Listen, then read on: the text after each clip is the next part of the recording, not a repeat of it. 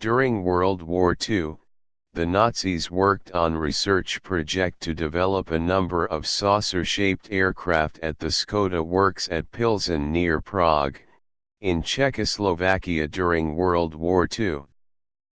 This picture shows workers inside the Škoda works in Pilsen. Initially, this project was a Luftwaffe project, but it later taken over by the notorious SS, possibly in 1944, when the SS was put in overall charge of all secret weapons programs in Germany and Eastern Europe. The Luftwaffe set a special projects group at the Škoda works to design and develop these revolutionary new types of aircraft. These flying saucers first appeared in a German magazine Der Spiegel in 1950, where the magazine interviewed a German engineer Rudolf Schriever, who claimed he worked on a secret project during World War II, to develop a number of saucer-shaped aircraft.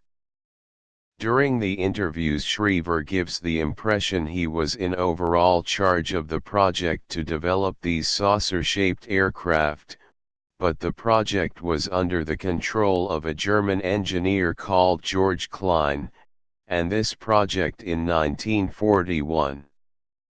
This grainy photo is only one of could find of George Klein, which comes from a German magazine dated 1953, who is pointing at one of the saucer-shaped aircraft developed near Prague in the early to mid-1940s.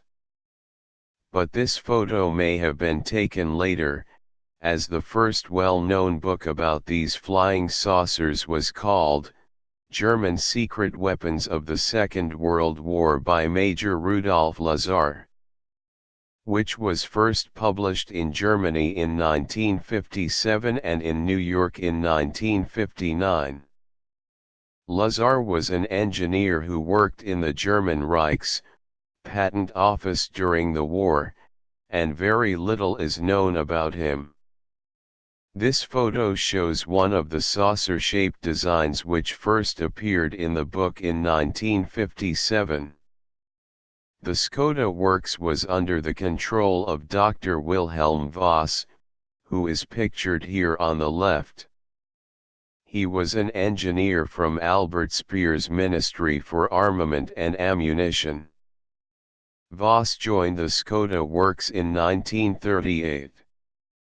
So Schriever was a member of a special projects group who had developed a number of saucer-shaped aircraft at the Škoda works located near Prague until April 1945, when he fled Czechoslovakia.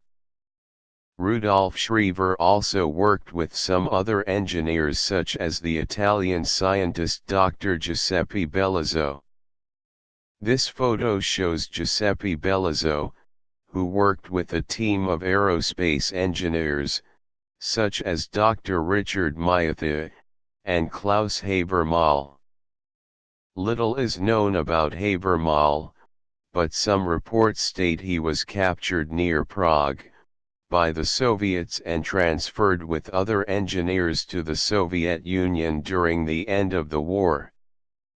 A number of researchers believe this special projects group was under the control of SS Obergruppenführer Dr. Hans Kammler, who was a trained civil engineer who was involved in the design of the gas chambers at Auschwitz, and later became head of construction of all the underground factories and bases in Germany and Eastern Europe. In 1945 he was put in charge of all secret weapons development within the Third Reich. He also became chairman of the SS Technical General Staff, which also known as the Kammlerstab, which was a secret SS research and development agency, aimed at developing new weapons for the SS. This is a rare aerial photograph of Praha Kabely Aerodrome near Prague, where a number of saucer-shaped aircrafts were built at the nearby Škoda works. The first successful flight of the first flying disc took place on the February 14, 1945 at the Praha Kabelí aerodrome located on the outskirts of Prague. The disc attained a height of 4,000 feet, 12,400 meters, in 3 minutes and a horizontal flight speed of 1,242 miles per hour, 2,000 kilometers per hour. It had been expected to reach speeds of up to 2,500 miles per hour, or 4,000 kilometers per hour, which means these novel aircraft could travel faster than the speed of sound, and it's claimed they could outperform and outmaneuver any Allied fighter aircraft. One person who witnessed this event was the project director George Klein, who on the November 18, 1954 gave an interview to the Zurich-based magazine, Tages and Zeger. Klein stated that he had witnessed a flying saucer test on the February 14, 1945 and that this craft had reached a height of 30,000 feet in 3 minutes and could travel at incredible speeds. One former Luftwaffe pilot called Joseph Andreas Epp claimed to have been a test pilot during World War II. He also claimed he had developed his own saucer-shaped craft, and later during the war he heard rumors that saucer-shaped craft were being test-flown at an aerodrome near Prague. This is an old photograph taken by Joseph Andreas Epp, taken near Prague in 1944, showing a saucer-shaped craft. Epp traveled to the aerodrome and when driving towards the airfield he saw a disc-shaped aircraft flying overhead, so he grabbed his camera and stopped his car and took some photographs, where one is pictured above. It's also been claimed Epp worked as a consultant on the project at the Škoda works, and helped the engineers develop a number of prototypes. Myatha describes it in common terms. This apparatus has the exact shape of an Olympic discus. It was an immense metal disc of circular form, with the diameter is approximately 137 feet 42 meters in diameter. More than 20 months of experiments, continually revised designs, and extremely complicated studies of gyroscopy and innumerable tests, which resulted in the death of 18 pilots, were necessary to build these machines, known as the V7. I think some of the facts here have been exaggerated, because if this prototype was 137 feet in diameter, it would have been much bigger than an American B-17 bomber. Myatha let it slip that his engine for his circular-shaped aircraft came from a British engineer who had designed an ingenious compressor system which used helium gas in 1938, before World War II started. Its claimed 22 cubic meters of helium could allow the craft to stay airborne for 16 hours. Ironically, the idea for this novel propulsion system may have come from the work of British scientist called Sir Joseph John Thomson, who won a Nobel Prize in 1906 for his work on the discovery of the electron, and his work on the conductivity of gases, when they are exposed to a high voltage discharges, before his death in 1940. This novel pneumatic engine is claimed to have used liquid air, and liquid helium. Walter Myatha worked on the V-2 rocket program at Army Research Center at Peenemünde where the V-2 was developed, and the V-2 rocket used hydrogen peroxide to power the fuel and oxidizer turbopumps, used to transfer fuel and oxidizer into the rocket's combustion chamber. Myatha claimed he first started working on his prototype saucer-shaped aircraft when at Peenemünde, and he may have got his inspiration from the V-2 rocket's turbopumps to develop a new revolutionary engine for his saucer-shaped aircraft. It's worth noting here during the Second World War fuel was in very short supply in Nazi Europe, and the SS were secretly working on developing new forms of propulsion and energy systems which wasn't dependent on fossil fuels. And this saucer-shaped aircraft didn't use any fossil fuels, and it relied totally on the energy produced by a high-energy high-voltage discharge to superheat the air inside some closed chambers, which drove a number of pistons connected to a drive shaft. Rudolf Schriever claimed the prototypes of these flying saucers were destroyed by the SS as they retreated from Praha-Kabuli aerodrome located on the outskirts of Prague, where they were conducting their test flights. Obergruppenführer Hans Kammler may have ordered some of the prototypes to be moved to a safer location, where they were hidden away. Some skeptics may dismiss the existence of saucer-shaped craft using novel forms of propulsion due to the lack of evidence. Yet one man can prove the existence of these saucer-shaped craft. This man's name is William R. Lynn, an American writer, artist, and inventor. In 1979 he visited a scrapyard near Albuquerque in New Mexico, and he found a German navigational device called a Polarlichter compass, which means a polar slave or daughter compass, and it was part of an inertial navigation system which isn't affected by the powerful electromagnetic fields, which some of these flying saucers generated. Lynn discovered this compass had come from the Sandia National Laboratories, and it was originally stolen by a Sandia employee and sold as scrap to a dealer in Albuquerque. Later Lynn got a visit from some Sandia Laboratories officials, who demanded he hand the compass over, stating this device was classified, but Lynn refused, and there was little the employees could do to get Lynn to hand it over, as he had a bill of sale. Lynn states the Nazis had stolen the ideas from the Serbian inventor Nikola Tesla, who had designed an aircraft which used gases such as hydrogen combined with high-voltage discharges within a chamber, and this sounds very similar to what Richard Myatha was working at the Skoda works in Prague. Lynn also suggests the Nazi flying saucers were developed in Los Alamos before America joined the war, and was known as the KTP-2 project. This project is claimed to have been developed at the Los Alamos Ranch School, where in 1942, it was taken over by the U.S. Army, and turned into the Los Alamos National Labs, where the first atom bombs were developed.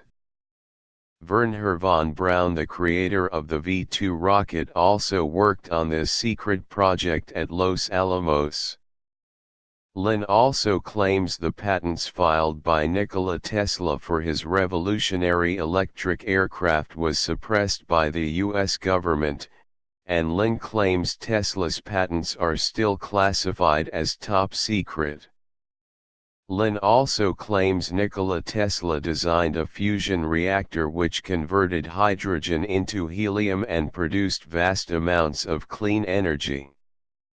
This invention designed by the Nikola Tesla was suppressed, and many mainstream scientists would doubt this invention would work. After doing a lot of research, some of these Nazi flying saucers used electromagnetic force fields developed by Nikola Tesla, which would trap air molecules inside this force field, as the air molecules would be ionized and heated. The force field would act like an invisible hot air balloon, allowing the craft to float freely in the air.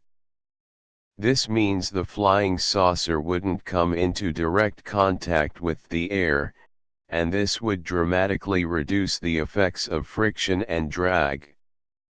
I don't agree with everything Lin has claimed, but he does hold a key piece of the puzzle, which describes secret Nazi research projects, and some of the components ended up being shipped to America after the war, and ended up as being mistakenly sold for scrap.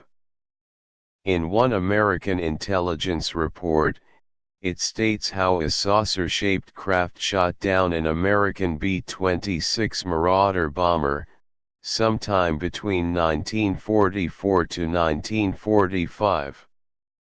This tells us this type of flying saucer was armed with machine guns.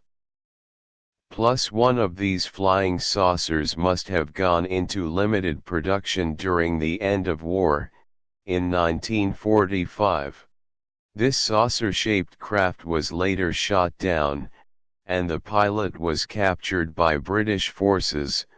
The pilot reports he was held by the British military in London and in Brussels and released in 1946. In the American intelligence report it states the German pilot mentions the type of fuel used in this saucer-shaped craft. It used methyl alcohol and possibly hydrazine. Methyl alcohol is also known as methanol, which isn't a fossil fuel. Methanol comes from distilling wood. Hydrazine has been used as a rocket fuel, and when it's passed through a catalyst, it causes it to violently decompose into ammonia, nitrogen, and hydrogen gas, which produces a high thrust. Joseph Epp also stated the Haber-Mal prototype used two Walther HWK-109 rocket engines, and this type of engine was already used in the German Me-163B-1 Comet rocket fighter. The Walter HWK-109 engine used hydrazine hydrate and methanol as the fuel, with hydrogen peroxide and a phosphate catalyst as the oxidizer. So what Joseph Epp states about the engines used in this saucer-shaped craft matches the information on the type of fuels and oxidizer described in the American intelligence report, made by a downed German pilot. One Nazi engineer who was captured by the Allied forces was Helmuth Walter, who worked on the V-2 rocket program, and he developed a number of rocket engines which used hydrogen peroxide as an oxidizer, and when mixed with fuel would produce a high-thrust rocket engine. Walter went on to produce rocket engines which powered the Messerschmitt Me-163 Comet rocket plane and the Heinkel He-176. Helmuth Walter was interrogated by T-Force and by Ian Fleming's 30 Assault Unit, which was made up of Royal Marines. Ian Fleming was a naval intelligence officer during the war, and later he went on to write the best-selling James Bond books. T-Force was a technical intelligence task force made up of British and American soldiers, whose job was to collect and gather intelligence on German weapons industries during World War II. T-Force and the 30 Assault Unit also had the job of searching various underground factories and research institutes for anything of technical value. And Vesco reports members from the T-Force took numerous boxes filled with papers and blueprints from many Nazi factories and research institutes across Germany. It seems the 30 Assault Unit could have been tasked with the job of tracking down anyone who worked on the German saucer project based at the Skoda works, and many of the files relating to 30 assault units still remain classified secret to this day. So it's quite feasible the Nazis built a number of saucer-shaped craft, but it was too late for these craft to change the course of the war.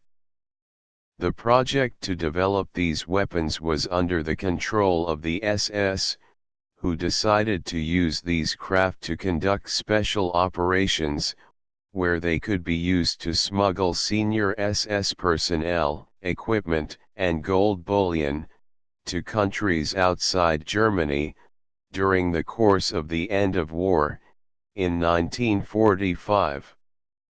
These flying saucer-shaped craft were transferred by the SS, to a secret underground base, and I will reveal more about this underground base in my next video.